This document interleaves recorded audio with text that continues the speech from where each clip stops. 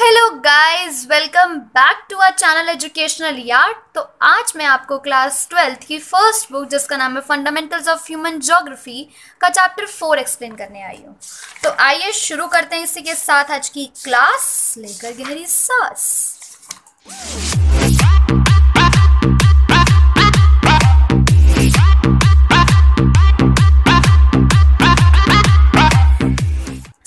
हमारा fourth chapter है human development. It says, इस चैप्टर में हम पढ़ेंगे कि किस तरह से ह्यूमन जो है एक इंसान की डेवलपमेंट होती है। Growth and development is a first topic. It says कि एक इंसान ह्यूमन जो होगा वो ग्रोथ करेगा और डेवलप करेगा। ग्रोथ एंड डेवलपमेंट सुनने में तो एक जैसा ही लग रहा है कि growth and development means similar, which means development ultimately, but they both have different meanings because growth is a quantitative process whereas development is a qualitative process. That means that a change may be either positive or negative. Growth के अंदर change जो होगा वो positive भी हो सकता है और नेगेटिव भी हो सकता है।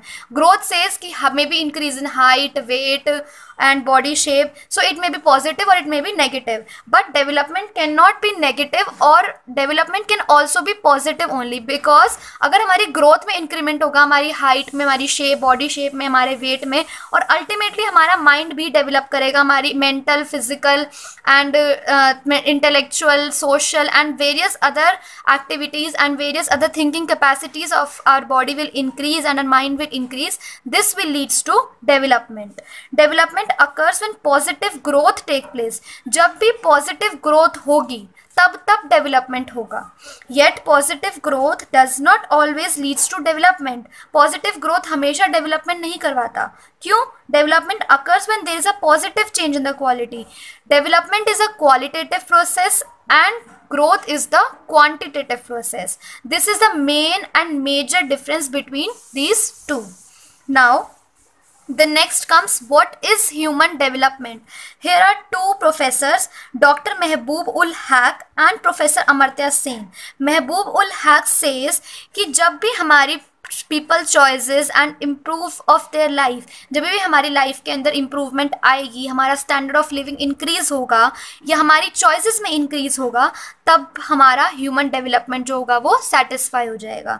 Whereas professor Amartya Sen says कि जो हमारी लाइफ के गोल्स हैं, अगर हम हमारी लाइफ के गोल्स को सेटिस्फाई कर रहे हैं, हमारी बेटर इकोनॉमिक कंडीशंस हो रही है, हम एक मीनिंगफुल लाइफ जी रहे हैं। लाइफ डज नॉट मीन कि सिर्फ हमें पैसा ही कमाना है। लाइफ मीन्स कि मीनिंगफुल लाइफ, हेल्दी लाइफ। अगर हम मीनिंगफुल और हेल्दी लाइफ जी रहे हैं, अपनी लाइफ को इंजॉय कर रहे हैं, जितना है हमारे पास उसमें हम सेटिस्फाइड हैं, तो this says that there is a human developing taking place.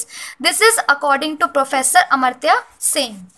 Now the next most important topic is of 4 pillars of human development. Mark this as very important because this topics and from this topic question arises every year in CBSE boards.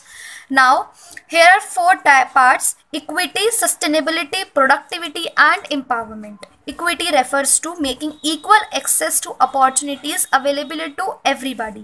It says कि equity जो होती है, equity का मतलब हम क्या समझते हैं कि equal opportunity should be provided to each and everyone. No matter उसकी कास्ट क्या है, उसका जेंडर क्या है, उसकी रेस क्या है, उसकी इनकम क्या है, या मे बी उसका बैकग्राउंड क्या है, हमें सिर्फ और सिर्फ इक्वल अपॉर्चुनिटीज़ प्रोवाइड करनी है to each and every person. अगर एक कंट्री के अंदर इक्वल अपॉर्चुनिटीज़ प्रोवाइडेड होगी हर एक इंसान को, so with this I conclude in equity that equity is essential for each and every country's growth.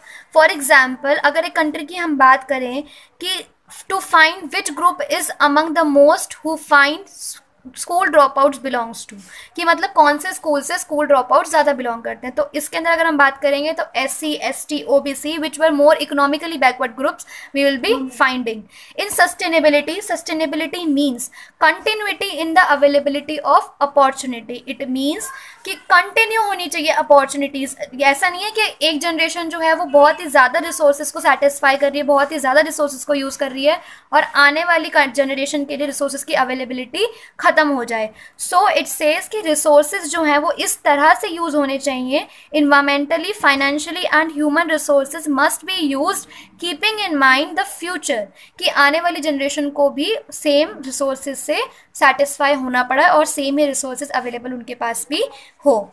For example अगर हम बात करें कि why it is necessary to send the girl child to school की बात करें अगर हम, तो गर्ल चाइल्ड को पहले लोग स्कूल भेजना पसंद नहीं करते थे. तो आज के टाइम पे क्या हो रहा है, उनके साथ बहुत ही ज़्यादा डिस्क्रिमिनेशन उनको फेस करना पड़ रहा है और वो अपने करियर के अंदर बेटर चॉइसेस नहीं कर पा रही है. सो इट मीन्स कि there is no continuity in their education process ना. Now the next comes productivity. Productivity means in terms of human labour, productivity in terms of human work. अगर एक इंसान की, अगर एक लेबर की हेल्थ बहुत अच्छी होगी, उसकी बॉडी स्ट्रक्चर बहुत अच्छा होगा, because ultimately humans are the real wealth of the nation. तो अगर एक इंसान के पास नॉलेज है, बेटर फैमिली है, बेटर हेल्थ फैसिलिटीज़ हैं, तो अल्टीमेटली उसकी वर्क एफिशिएंसी जो होगी वो बहुत ही ज़्यादा अच्छी हो जाती है. Now the next comes empowerment. Empowerment means to have a power to make choices. हमारे पास अपनी चॉइसेस, अपने आइडियाज़, अपने व्यूज़, अपनी फ्रीडम, अपनी कैपेबिलिटी सब एक्सप्लेन करने का राइट होता है.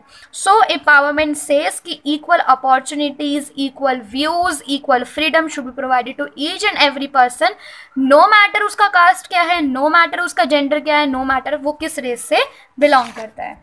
So the next is approaches of human geography. Here are 4 approaches of human geography. First is economic growth, second is welfare approach, third is basic need approach, and fourth is capability approach.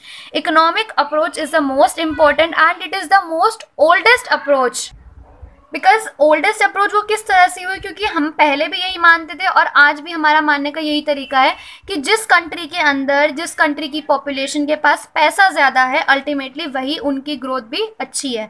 But this is the most oldest approach. Human development is seen as being linked. I read it again for you. This is the one of the oldest approach to human development. Human development is seen as being linked to income. The idea is that the level of income reflects the level of freedom and person enjoy. Higher the level of income, higher is the person enjoys human development. Now the second is welfare approach. Welfare approach says कि ultimately जितनी भी beneficial हमारे पास activities हैं उन सब का हकदार ultimately human being ही है. जितनी भी facilities जो है वो provide कर रही है उसको human development he. The approach says argues for higher government expenditure on education, health, social, secondary and amenities. Here the whosoever the scholars like Amartya Sen or Mehboob ul Haq, they fight for the people to get better health facilities, better education, because they believe that जब तक एक इंसान के पास education नहीं होगा, उसका better health facilities नहीं होगी, वो ultimately उसका standard of level increase नहीं होगा और वो growth नहीं कर पाएगा, ना ही वो develop कर पाएगा. Now the next comes basic need approach. Basic need approach is given by International Labour Organization ILO, which says that there are 6 basic need of a person. 6 basic need comes under the category of health, education, food, water supply, sanitation, housing and were identified. It says कि एक इंसान को सिर्फ ये 6 ही चीज़ हैं जो चाहिए उसे अल्टीमेटली एक सूटेबल स्टेबल लाइफ जीने के लिए. बाकी तो जो भी चॉइसेस है वो इंसान की इंक्रीज होती रहती है और वो इस कैटेगरी के अंडर हम नहीं रखते. इस कैटेगरी के अंडर हम सिर्फ 6 इंपॉर्टेंट चीज़ों को रखते हैं. Now the next is of capability approach. Capability approach is given by Professor Amartya Sen. Professor Amartya Sen says कि building human capabilities in the areas of health, education and access to resources. वही previous वाली बात repeat हुई है कि ultimately एक इंसान को एजुकेशन मिलेगी, प्रॉपर हेल्थ मिलेगी, रिसोर्सेज की अवेलेबिलिटी मिलेगी, तो अल्टीमेटली वो इंसान जो है वो ह्यूमन डेवलपमेंट के रेट पे इंक्रीज कर जाएगा. Now there is international comparison कि किस तरह से हमारी कंट्री इंडिया और बाकी कंट्रीज के अंदर इंटरनेशनली कंपैरिजन आ चुका है इन terms of development. So the next is, here it comes, our country is among 131 according to Human Development Index. Norway comes, then Australia, then Switzerland, then Netherlands, the United States, Germany, New Zealand, Canada, Singapore and Denmark. These are 10 countries with high value index. अगर हम value index की बात करें हमारी India की, तो India is at 131 according to human development index. So here this ends our chapter. Thank you so much for giving us your valuable time. अगर आपको मेरी वीडियो पसंद आई हो तो उसे लाइक कीजिए, मुझे कमेंट कीजिए, हमारे वीडियो को सब्सक्राइब कीजिए, हमारे चैनल को सब्सक्राइब कीजिए. Thank you so much for watching our video. Thank you so much for giving your valuable time. Thank you and have a very good day.